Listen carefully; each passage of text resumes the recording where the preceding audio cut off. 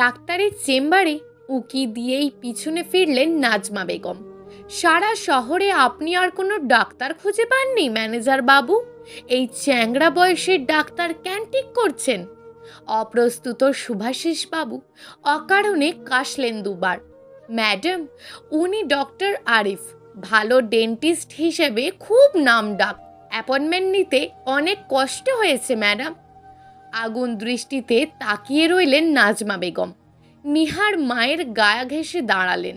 মা প্লিজ, সবাই তাকিয়ে আছে, এই ডাক্তারে কি সমস্যা বুঝলাম না। তুমি চুপ করো, কথা বলবা না। অল্প বয়সী ডাক্তার আমার একদম পছন্দ না। তোমারে বলবে দেখি হাঁ করেন, তারপর দাঁত দেখার ছুতোয় তোমায় স্পর্শ দিবে। নিহার হতবম্ব হয়ে তাকিয়ে রইল।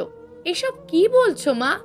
ঠিকই বলছি, কম বয়সী ডাক্তার পোলাপান ফাজিলের ফাজিল হয়, আমারে শিখাইতে আসবা না। এক্সকিউজ মি, আপনারা বসুন, দরজায় দাঁড়িয়ে থাকলে গ্যাদারিং হয়। আকাশী এপ্রন পরা একটি মেয়ে বেশ বিরক্ত নিয়ে তাকিয়ে আছে। তুমি কে? এইখানের নার্স? মেয়েটি এবার শক্ত চোখে নিহারের দিকে তাকালো। আপনার মাকে নিয়ে বসুন প্লিজ। প্রচণ্ড অপ্রস্তুত নিহার মায়ের দিকে তাকালো। তুমি এমন করলে আমি চলে যাব মা। নাজমা বেগমের কোনো প্রতিক্রিয়া দেখা গেল না। সে নির্লিপ্তভাবে দেওয়ালে আটকানো দাঁতের ছবিগুলো দেখতে লাগলেন। ডাক্তার ভদ্রলোক অবশ্য অনেক সিনসিয়ার, খুব যত্ন করে দাঁত দেখলেন। গায়েটায় হাত দেওয়া তো দূরের থাক, ভালো করে মুখের দিকে তাকালেন না পর্যন্ত। বাসায় ফেরার সারাটা পথ অনর্গল বকবক করলেন নাজমা বেগম। ডাক্তার ছেলেটা খারাপ না, কি বলিস? ওর একটা ছেলে আছে 5 বছরের, নাম আয়ান। একদম ইংরেজদের বাচ্চার মতন। মায়ের রং পাইছে মনে হয়। পাশের রুমটায় বৈশা চকলেট খাইতেছিল। আমি গিয়া গাল ধরতেই বলে ডোন্ট টাচ মি। আমি হাসতে হাসতে বাঁচি না। এইটুকু ছেলে কেমনে কটর কটর করে ইংলিশ বলে? নিহার দীর্ঘশ্বাস ফেলল একটা। প্রচণ্ড মাথা যন্ত্রণায় অস্থির সে। ঘরে পৌঁছেই শোভার ঘরে চলে এলো। আলো নিভিয়ে শুয়ে পড়ল চুপচাপ। এত সকাল সকাল খাবার টেবিলে আসলা? কোথাও বের হবা নাকি? তোমার বাবা ফোন করেছিল, তোমার দাঁতের কি অবস্থা তা জানতে চাইছে। শাহিদের সাথে কথা হয়েছে তোমার? উত্তর দাও না কেন? আচ্ছা, উত্তর দিতে হবে না। শোনো, আজ 17 তারিখ, তোমার বাবা ফিরবে 19 তারিখ। সিঙ্গাপুর থেকে শাহেদের জন্য একটা আংটি কিনেছে, বেলজিয়ামের হিরে বসানো। তোমার বাবার কথা হলো একমাত্র মেয়ের জামাই বলে কথা, কোনো আফসোস রাখতে চান না। আংটিটা নাকি তার খুব পছন্দ হয়েছে। শাহেদরা 27 তারিখে দেশে আসবে, ওর মায়ের সাথে কথা হয়েছে। শাহেদ 1 মাস ছুটি নিতে পেরেছে। এই 1 মাসে বিয়ে হানিমুন সব সেরে ফেলতে পারবা, বুঝলা? এইভাবে তাকিয়ে আছো কেন? একটু দম নিয়ে নাও, পানি খাবে? মস্করা করো মায়ের সাথে, বেয়াদব মেয়ে। নাজমা উঠে দাঁড়ালেন। কোথাও বের হইও না আজ, ব্লাউজের মাপ নিতে দর্জি আসবে। অ্যাকিউরেট মাপে ব্লাউজ হওয়াটা খুব জরুরি। কাঁধের ওপর থেকে ফিটিংস ভালো না হলে সব বরবাদ। যত দামি সুন্দর শাড়ি পরো লাগবে ফকিরনির মতো। আর বিকেলে তো আবার দাঁতের ডাক্তারের কাছে যেতে হবে। ঝিম মেরে কতক্ষণ বসে রইল নিহার। ভার্সিটি যাবার চিন্তা মাথা থেকে ঝেড়ে ফেলল, অথচ জরুরি ছিল যাওয়াটা। মায়ের সাথে খামোখা অশান্তি করে লাভ নেই। দোতলায় চলে এলো সে। রাজ্যের আলস্য নিয়ে বিছানায় গা এলিয়ে দিল। শাহেদের সাথে পারিবারিক সম্পর্কটা বহুদিনের। বাবার বাল্যবন্ধুর ছেলে লন্ডনে একটা ইউনিভার্সিটিতে পড়ায়, দারুণ মেধাবী, হাসি খুশি স্বচ্ছ মনের মানুষ। পাত্র হিসাবে যথেষ্ট সুযোগ্য। সবচেয়ে বড় বিষয়, এই সিদ্ধান্তে 2 পরিবার দারুণ খুশি। তারা দীর্ঘদিনের বন্ধুত্বকে আত্মীয়তায় রূপ দিতে পেরে পরিতৃপ্ত। সাংঘাতিক। বাবার সুখী মুখটা দেখতে এত ভালো লাগে। অসম্ভব চাপা এই মানুষটার উপচে পড়া আনন্দের অভিব্যক্তিটুকু নিহার অনেক আগ্রহ নিয়েই উপভোগ করে। নিচে সুলেমান দর্জি আসছে, আম্মা এখনই যাইতে বলছে আপনারে। চমকে উঠল নিহার। এমন বেড়ালের মতন ঘরে আসো কেন ফুলির মা? যাও তুমি, আসছি আমি। দ্রুত পায়ে নিচে নেমে গেল সে।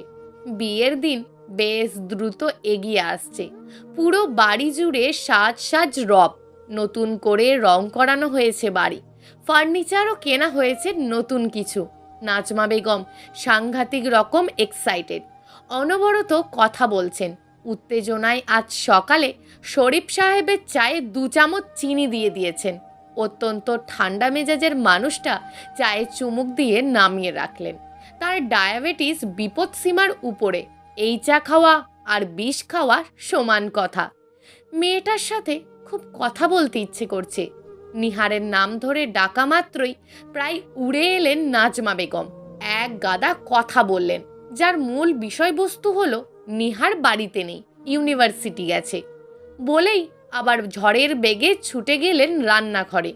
শরীফ সাহেব খবরের কাগজে মনোযোগী হলেন। মেয়ের সাথে কথা বলাটা জরুরি ছিল। এত আনন্দের মধ্যেও কেমন শুকনো মুখ নিয়ে ঘুরে বেড়ায়। আজকালকার মেয়েদের বিয়ে নিয়ে কত পরিকল্পনা থাকে, কত কিছু করে নিজে থেকেই। সেদিক থেকে নিহার একদম নিষ্প্রভ। অবশ্য ছোটবেলা থেকেই মেয়েটা একটু চুপচাপ, শান্ত, চাপা স্বভাবের। হতে পারে সবাইকে ছেড়ে যাওয়ার বিষয়টা কষ্ট দিচ্ছে তাকে। দীর্ঘশ্বাস ফেললেন তিনি। আর মাত্র 3 দিন বাকি আছে বিয়ের। কালকে গায়ে হলুদ, কাঠবিলির কাজ হয়ে গেছে, পার্লারে বুকিং, ফুলের অর্ডার সব হয়ে গেছে। গ্রাম থেকে বেশ কিছু আত্মীয় স্বজনও চলে এসছে। 3 জন কাজের লোক নিয়ে এক হাতেই সব সামলাচ্ছেন নাজমা বেগম। নিজের বিয়ের আয়োজন দেখতে ভালোই লাগছে। নিজের ঘরটাই চোখ বোলালো একবার নিহার। 2 দিন বাদেই এই ঘরটাই আর থাকা হবে না। কত ছোট ছোট স্মৃতি এই ঘর জুড়ে। মনটা খারাপ হয়ে গেল। দেয়াল জুড়ে মস্ত বড় একটা ছবি, বাবার কোলে 6 বছরের নিহার, পাশে হাসি মুখে দাঁড়িয়ে মা। ছবিটার গায়ে হাত রাখল সে, ঝাপসা চোখে তাকিয়ে রইল। জীবন কেন এত অদ্ভুত! নিশ্চিত মায়ায় ঘেরা সম্পর্কগুলোকে ছেড়ে জীবনের মাঝপথে পা বাড়াতে হয় অন্য মায়ার সন্ধানে। স্পর্শে চমকে উঠল।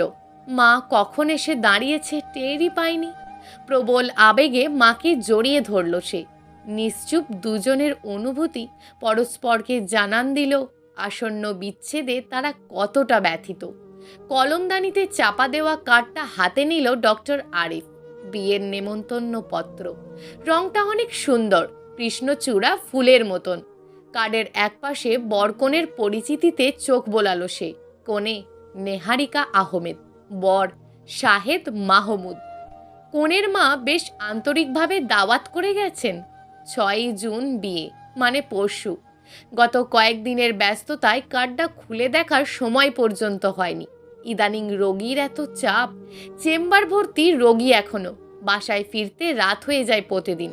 অনিয়ম হয় সব কিছুতে। আজ তাড়াতাড়ি ফিরতে হবে। ছেলেটার জ্বর দেখে এসেছে। উঠে দাঁড়ালো সে। করিডোরের শেষ প্রান্তে ঝুল বারান্দাটায় দাঁড়ালেন শরীফ সাহেব। বেশ রাত এখন, ঘুমোচ্ছে সবাই। অদ্ভুত মন খারাপে আচ্ছন্ন হয়েছেন তিনি। মেয়েটার প্রতি অসম্ভব দুর্বলতা তাকে আবেগ তাড়িত করেছে প্রতি মুহূর্ত। শাহেদ ভালো ছেলে, ছোটবেলা থেকে চোখের সামনেই বেড়ে উঠেছে। চিন্তা, চেতনায়, বোধে, আদর্শে অসাধারণ সে। খুব ঠান্ডা মাথায় তিনি সিদ্ধান্ত নিয়েছেন এই বিয়ের। তার বিশ্বাস নিহার ভালো থাকবে। এই বোধ তাকে স্বস্তি দিলেও বিচ্ছেদের ভাবনাটুকুর যন্ত্রণা এড়াতে পারেন না এক মুহূর্তের জন্যেও। ভাবতে পারেন না এই সেদিনও লাল ফ্রক পরা টুকটুক করে হাঁটা মেয়েটা 2 দিন বাদে চলে যাবে তার থেকে অনেক দূরে। দরজায় ছায়া পড়তেই চমকে তাকালো নিহার। ঘুমাওনি বাবা? তুই রাত জেগে কি করিস? ডায়েরিটা বন্ধ করে স্মিত হাসল সে। ভেতরে এসো, গল্প করি তোমার সাথে। অনেকটা সময় পার হলো নীরবতায়। কত কিছু যে বলার ছিল, কিছুই বলতে পারছেন না তিনি। দলা পাকানো একটা অনুভূতি গলার কাছে আটকে যাচ্ছে, বারবার ছড়িয়ে পড়ছে তার রেশ সমস্ত শরীরে। থেকে থেকে চোখের কোণটা ভিজে উঠছে। প্রগাঢ় মমতা নিয়ে তিনি মেয়ের মাথায় হাত রাখলেন শুধু। ঈষৎ উষ্ণ নোনা জলে গালে হাত দিতেই ভিজে যাচ্ছিল ক্রমশ। স্বল্প পরিসরে করবার ভাবনা থাকলেও অনুষ্ঠান ব্যাপকতা বেড়েই গিয়েছিল। গায়ে হলুদের ঝক্কি সামলাতে সামলাতে বেশ অসুস্থ হয়ে পড়লেন নাজমা বেগম। রাতে ডাক্তার ডাকতে হলো, পুরোপুরি বিশ্রামে থাকতে বললেন তিনি। প্রেশার বেড়েছে অস্বাভাবিকভাবে, ঘুমের ওষুধ দিয়ে ঘুম পাড়ানো হয়েছে তাকে। রাত প্রায় 2টো। মায়ের ঘর থেকে এসে জানালায় দাঁড়ালো নিহার। শরীর জুড়ে হলুদের গন্ধে মাখামাখি, কেমন অদ্ভুত অনুভূতি হচ্ছে। অজানা আবেগে চোখ ভিজে যাচ্ছে অনবরত। খাটের পাশে চেয়ারটাতে বসে ঘুমন্ত নাজমার মুখের দিকে তাকালেন শরীফ সাহেব। মন খারাপের পাশাপাশি ভয়াবহ অপরাধবোধে আচ্ছন্ন হলেন। শুরু থেকেই এই সংসারের সমস্ত দায়িত্বগুলো একাই সামলাচ্ছে নাজমা। সুযোগ থাকলেও ইচ্ছে করেই কোনো বিষয়ে মাথা ঘামাননি তিনি। স্ত্রী হিসাবে এ নিয়ে কখনো কোনো অভিযোগ করেননি নাজমা, বরং যে কোনো ঝামেলা বা সমস্যায় যতটা সম্ভব তাকে দূরে রেখেছে এবং সামলে নিয়েছে একাই। সেজন্য অনেক কৃতজ্ঞ সে। বেচারির প্রতি সত্যিই অবিচার করা হয়েছে। দীর্ঘশ্বাস ফেলে উঠে দাঁড়াতেই নিহারের ঘরে চোখ পড়ল। মেয়েটা কেন এত রাত জাগে? আজ সারাদিন এত ধকল গেছে, বিশ্রাম দরকার, নয়তো সেও অসুস্থ হয়ে পড়বে। দরজায় দাঁড়াতেই চোখ পড়ল টেবিলে। মাথা রেখে টেবিলেই ঘুমিয়ে পড়েছে নিহার। কাছে দাঁড়াতেই চোখ আটকালো ডান হাতের নিচে খোলা ডায়েরিতে। নিহার ডায়েরি লেখে। দেখেছে আরও কয়েকবার, লিখতে লিখতেই হয়তো ঘুমিয়ে গেছে। কারোর ডায়েরি পড়াটা সাংঘাতিক অশোভন বিষয়, কিন্তু প্রচণ্ড কৌতূহলে সেই শিষ্টতাটুকু চাপা পড়ল। সন্তর্পণে ডায়েরিটা হাতে তুলে নিলেন তিনি। দেওয়াল ঘড়িতে পরপর 4বার আওয়াজে চমকে উঠলেন শরীফ সাহেব। জানালায় তাকালেন। এখনো অন্ধকার চারিদিক। কিছুক্ষণ আগে প্রচণ্ড শরীর খারাপ লাগছিল। হঠাৎই সমস্ত শরীর কাঁপছিল, মাথার মধ্যে ঝিমঝিম করছিল, বুকেও ব্যথা করছিল। অনবরত ঘামে ভিজে যাচ্ছিলেন। ভেবেছিলেন স্ট্রোক হয়ে যাচ্ছে। সাংঘাতিক ভয় পেয়ে দেওয়াল ধরে কোনো মতে সামলেছিলেন নিজেকে। এখন ভালো লাগছে অনেকটাই। মনে মনে ধন্যবাদ জানালেন সৃষ্টিকর্তাকে সম্ভাব্য বিপদ থেকে রক্ষা পাওয়ার জন্য। ধীরে ধীরে বারান্দার চেয়ারটায় বসলেন হাত পা ছড়িয়ে। এমনভাবে সকাল হওয়ার অপেক্ষা জীবনে আর কখনো করা হয়নি। চোখ বন্ধ করে গভীর শ্বাস নিলেন তিনি। জীবনের জটিল কিছু মুহূর্তের সিদ্ধান্ত যখন স্থির করা যায়, অবিচল থাকা যায় সেই ভাবনায়, তখন মন জুড়ে দারুণ এক প্রশান্তি বিরাজ করে। আজ তেমনই এক প্রশান্তি তার মনে। চোখ বন্ধ করলেন তিনি। তন্দ্রাচ্ছন্ন হলেন এক সময়। অদ্ভুত স্বপ্নে ঘুম ভাঙল ডক্টর আরিফের। ঘড়িতে 6টা 10। স্বপ্নটা মাথায় আটকে আছে। চা বাগানের ছোট্ট এক বাংলোর সামনে আয়ান খেলছে। সবুজ চাদর গায়ে জড়িয়ে খুব কাজ ঘেঁষে বসে আছে নিহার। স্বপ্ন তো রংহীন হয়, কিন্তু সে স্পষ্ট দেখতে পেল নিহারের গায়ে সবুজ চাদর। দীর্ঘশ্বাস বেরিয়ে এলো বুকের ভিতর থেকে। নিহারের সাথে পরিচয় হয়েছিল চা বাগানে। দুর্ঘটনায় মুনার অর্থাৎ ডক্টর আরিফের স্ত্রী মৃত্যুর পুরোপুরি বিপর্যস্ত করে দিয়েছিল তাকে। স্ত্রীকে হারানোর শোক, ছোট্ট আয়ানের কান্না ওলটপালট করে দিয়েছিল তার জীবন। প্রতিনিয়ত মানুষের সহানুভূতি, করুণা, মুনার স্মৃতি এড়াতে সে একরকম পালিয়ে চলে গিয়েছিল শ্রীমঙ্গলে, খুব কাছের বন্ধু তুহিনের কাছে। চা বাগানে চাকরি করার সুবাদ পাওয়ায় ওর বাংলোটাতে থাকা মানে অসহ্য। সেই সময়টাতে একটু শান্তি পাওয়া মিলেও ছিল কিছুটা স্বস্তি, কিন্তু আয়ানকে সামলাতে পারছিল না কিছুতেই। ওর ক্রমাগত অস্থিরতা আর কান্নায় যখন সে দিশেহারা প্রায়, তখনই এসে দাঁড়িয়েছিল নিহার। কোলে তুলে নিয়েছিল আয়ানকে। প্রচণ্ড বিস্ময়ে যখন সে তাকিয়েছিল, তখন তুহিন পরিচয় করে দিয়েছিল আমার ছোট চাচার মেয়ে নিহারিকা। চাচা আর ও এসেছে বেড়াতে। আমার বোনটার আবার চা বাগান খুব পছন্দ, সুযোগ পেলেই চলে আসে। কৃতজ্ঞ চোখে হেসেছিল সে, কারণ আয়ান তখন পুরোপুরিভাবে শান্ত। নিহারের বাবার সাথেও কথা হয়েছিল কয়েকবার। চমৎকার মানুষ। ঢাকায় ফেরার পরও এই পরিচয়ের সুতোটুকু ছিঁড়ে যায়নি। সেটা নিহারের জন্যই। প্রায় প্রতি সপ্তাহেই সে আসতো আয়ানকে দেখতে। লম্বা সময় কাটাতো। একটা সময় সে লক্ষ্য করলো একজোড়া মুগ্ধ চোখে তাকে অনুসরণ করে। সে দৃষ্টির ভাষা অনুরক্তি আতঙ্কিত করছিল তাকে, কারণ আবেগ আর বাস্তবতার ফারাক নিহার না উপলব্ধি না করলেও সে বুঝতে পারে। প্রথমে সুকৌশলে এড়িয়ে যাওয়া, তারপর আকার ইঙ্গিতে বিষয়টা অনেকবার তাকে বুঝিয়ে বলা, চেষ্টার কমতি রাখেনি সে। কিন্তু তাতে যেন নিহার বেপরোয়া হয়ে উঠেছিল আরও। বাধ্য হয়ে সরাসরি কথা বলেছিল একদিন, বুঝিয়ে বলেছিল এ বাড়িতে আর না আসতে। প্রচণ্ড অভিমান নিয়ে চলে গিয়েছিল নিহার। তারপর 2 সপ্তাহ এলো না, ফোন করলো না। আর ভয়াবহ বিষয়টা ঠিক তখনই টের পেল সে। ছেলের সাথে সাথে সে নিজেও অস্থির হতে লাগলো নিহারের অপেক্ষায়। প্রচণ্ড নিঃসঙ্গতায় কখন যে সে মনে মনে নিহারের সান্নিধ্য প্রত্যাশী হয়ে উঠেছিল বুঝতেই পারেনি। অনেক চেষ্টা করেও নিজেকে আর বাঁধতে পারেননি হিসাবের সীমারেখায়। নিহার বলেছিল সে পারবে, সমস্ত বিভেদ বাধা উপেক্ষা করে ছুটে আসবেই তার কাছে। পারেনি নিহার। আরিফও অনেক চেষ্টা করেও আত্মবিশ্বাস নিয়ে দাঁড়াতে পারেনি নিহারের বাবার সামনে, কারণ পাত্র হিসাবে তার অন্যতম পরিচয় সে আয়ানের বাবা। সব শেষ আজ, সন্ধ্যায় বিয়ে। চোখের কোণটা ভিজে যাচ্ছে বারবার। ছেলেকে বুকের ভিতরে শক্ত করে জড়িয়ে ধরল। এই যন্ত্রণাটুকু অবধারিত ছিল তার জন্য। বিছানার পাশের চেয়ারটাতে আবার দেখতে পেল নেহারকে, ঠোঁটে স্মিত হাসি। চোখ বন্ধ করল আরিফ, মনে মনে এই যন্ত্রণা থেকে মুক্তির প্রার্থনা করল। গত কয়েকদিন থেকেই এমন হচ্ছে বারবার। যখন তখন নিহার চলে আসে, কথা বলে, হাসে, আবার মিলিয়ে যায় ধীরে ধীরে। শীতল স্পর্শে কেঁপে উঠল। নিহার এখন খুব কাছে, স্পর্শটাও যেন জীবন্ত। নিঃশ্বাসের উষ্ণতা পর্যন্ত টের পাচ্ছে। কি আশ্চর্য! নিহারের গায়ে সবুজ রঙের চাদর। কল্পনাও এত জীবন্ত হয়। অস্পষ্ট স্বরে সে ডাকল, নিহার। কপালে স্পর্শ পেল, কানে বাজল, এই তো আমি। অদ্ভুত। উঠে বসল আরিফ, তাকিয়ে রইল কিছুক্ষণ উদ্ভ্রান্তের মতন।